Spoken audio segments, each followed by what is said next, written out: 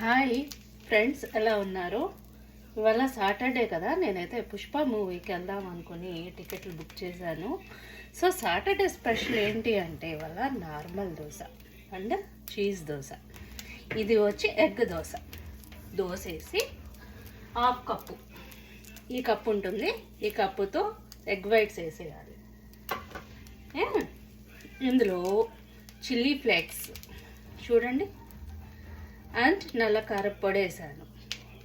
ఇందులో నేను ఏం చేస్తాను అంటే, మా ఇండియన్ స్టోర్లో ఈ విధంగా మ్యాంగో జింజర్ మిక్స్డ్ పిక్కిల్ ఉంటుంది. సో నేనేం చేస్తాను అంటే దీన్ని ఈ విధంగా తీసుకున్నాను కదా,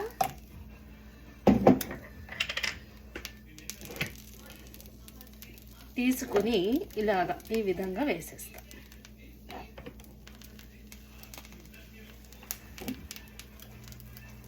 దోశ మీద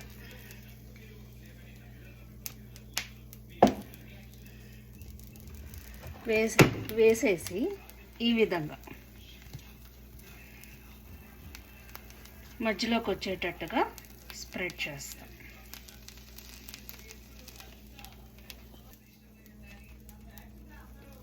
ఇలా చేసాం కదా, ఈ దోశ మీద ఒకవైపు ఇలాగా మాచుడలా చీజ్ వేస్తున్నా చక్కగా. ఇవాళ ఎగ్ దోశ మీద ఇది ఒకవైపే కాలుతుంది చక్కగా, రెండో వైపున కాల్చకూడదు. కాలిస్తే ఒరిజినల్ టేస్ట్ మిస్ అయిపోతుంది. ఈ స్టీమ్కే ఈ చీజు ఆమ్లెట్ ఇవన్నీ కూడా స్టీమ్ అవ్వాలి అంతే. ఇవాళ రెసిపీ అన్నమాట. ఇవాళ చూడండి, మీకు నచ్చిందా? ఇవాళ సాటర్డే స్పెషల్ ఎగ్ దోశ. ఇప్పుడు ఈ దోశను తింటే అండి ఈ విధంగా కాలి చూడండి చక్కగా.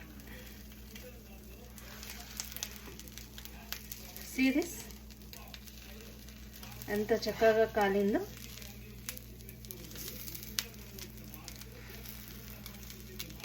ఇది పిజ్జా బదులు ఈ విధంగా చేసుకుని దోశ మీద ఇందులో కాస్త క్యారెట్, క్యాప్సికమ్ ఏవైతే వెజిటేబుల్స్ ఉంటాయో వేసుకోవాలి. వేసుకుంటే చాలా బాగుంటుంది. దీని మీద ఇంకో ఇంగ్రీడియంట్ ఉంది, వేస్తా.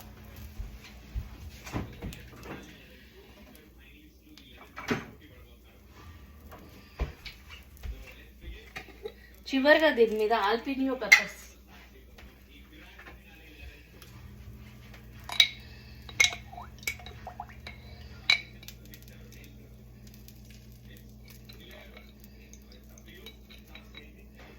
దీని మీద కొంచెం వేసుకుంటే చీజ్ దోశ అయిపోయింది.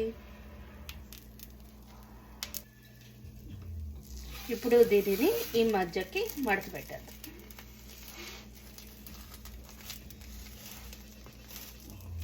పిజ్జా దోశ ఈ విధంగా చేసుకుంటే ఎంత బాగుండదండి.